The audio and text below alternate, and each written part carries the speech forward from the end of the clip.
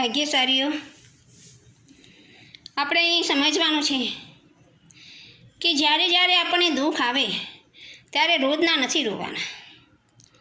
નમરેન્તાનો છે દહાનો નમાય નમો જયાનો નમલે સર્વ સાહુ નમેસુ વ્યંજન મુકારો સર્વ પાવપણાસન મંગલાનંદ સર્વે સિમુડમ હવૈ મંગલમ. જ્યારે પાપ કરો ત્યારે આંખમાં આંસુ આવવા જોઈએ. તમે પાપ તો આનંદથી કરી રહ્યું છે, પછી દુઃખ આવે તો શા માટે રોજના? દુઃખ આવે તો હસતા મોઢે પણ આપણે સહન કરવાનું છે ભાગ્યશાળીઓ. તો તમારા નવા કર્મ નહીં બંધાય.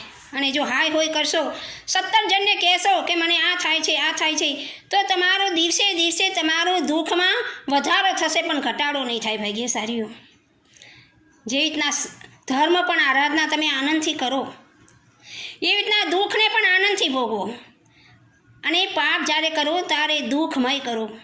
ખરેખર મારે આ પાપ કરવું પડે છે એટલે હું કરી રહ્યો છું કે કરી રહી છું, એટલે બિનજરૂરી જેટલા પાપો હોય એને રદ કરી દેવાના ભાગ્યશાળીઓ.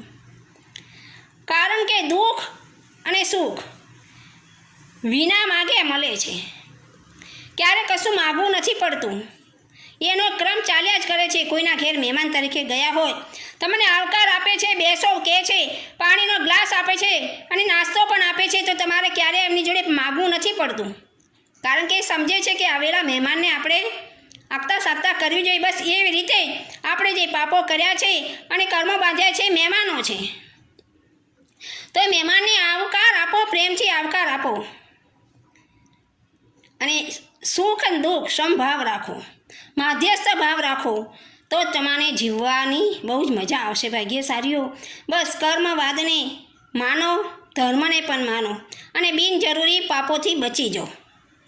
બસ શાસ્ત્ર વિરુદ્ધ કાંઈ બોલાયું હોય તો મન વચ્ચેને કાંઈથી મિચ્છામી દુક્કડમ.